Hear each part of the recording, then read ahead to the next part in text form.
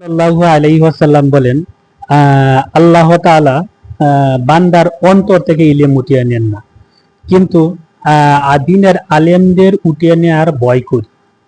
যাই হোক, যখন দিনের আলেম দুনিয়াতে থাকবে না, তখন মানুষ মূর্খ লোকদেরকে নেতা বানিয়ে নিবে।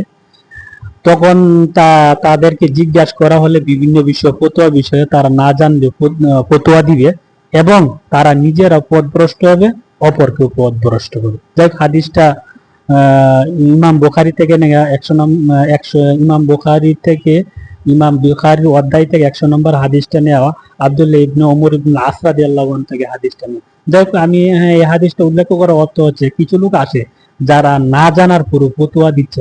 যাই হোক, আমি হাদিস পরে পরে শোনাই, জানা থাকলে কিছু বলার চেষ্টা করি। আমি কোনো ফতোয়াবাজ নই, অথবা ফতোয়া সম্পর্কে আমার ধারণা নেই এবং ফতোয়া আমি দেইও না। যাই হোক, এ থেকে সকল মুসলিমদেরকে বিরত ফতোয়া জিনিস থেকে সঠিক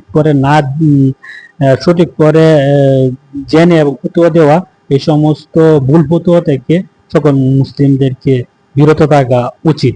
যাই হোক, আশা করি বুঝতে। আসসালামু আলাইকুম। সাল্লাল্লাহু আলাইহি ওয়াসাল্লাম বলেন, আল্লাহ তাআলা বান্দার অন্তর থেকে ইলম উঠিয়ে নেন না, কিন্তু দিনের আলেমদের উঠিয়ে নেওয়ার ভয় করি।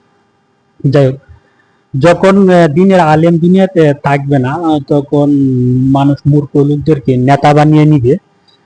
তখন তাদেরকে জিজ্ঞাসা করা হলে বিভিন্ন বিষয়, ফতোয়া বিষয়ে তারা না জানলে ফতোয়া দিবে এবং তারা নিজেরা পথভ্রষ্ট হবে, অপরকেও পথভ্রষ্ট করবে। যাই হোক, হাদিসটা ইমাম বুখারী থেকে নেওয়া, 100 ইমাম বুখারী থেকে, ইমাম বুখারীর অধ্যায় থেকে 100 নম্বর হাদিসটা নেওয়া, আব্দুল্লাহ ইবনে ওমর ইবনে আস রাদিয়াল্লাহু আনহু থেকে হাদিসটা নেওয়া। যাই হোক, আমি এই হাদিসটা উল্লেখ করার অর্থ হচ্ছে, কিছু লোক আসে যারা না জানার পুরো ফতোয়া দিচ্ছে।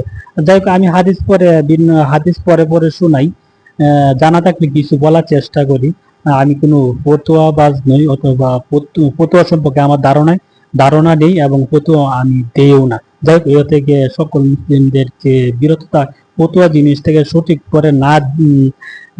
করে জেনে এবং ফতোয়া দেওয়া, এই সমস্ত ভুল ফতোয়া থেকে সকল মুসলিমদেরকে বিরত থাকা উচিত। যাই হোক, আশা করি বুঝতে। আসসালামু আলাইকুম।